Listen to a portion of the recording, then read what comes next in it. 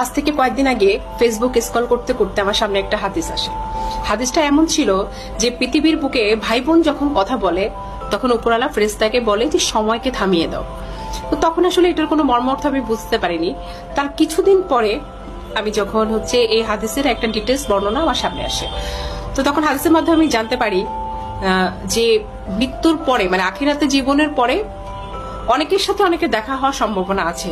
যেমন মার সাথে সন্তানের, বাবার সাথে সন্তানের, স্বামী স্ত্রীর সাথে দেখা হওয়ার পসিবিলিটি আছে, কিন্তু ভাই বোনের সাথে কখনো কোনোদিন কারো আর দেখা হবে না। ভাই বোনের সম্পর্ক পৃথিবীর পর্যন্তই, পৃথিবীর পরে মানে মৃত্যুর পরে আর কখনোই কেউ কাউকে কোনোদিন দেখতে পাবো না।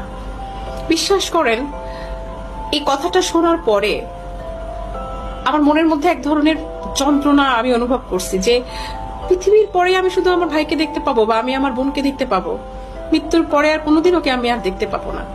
তো এই ক্ষণস্থায়ী জীবনে আমরা অনেকেই সম্পত্তির কারণে কিংবা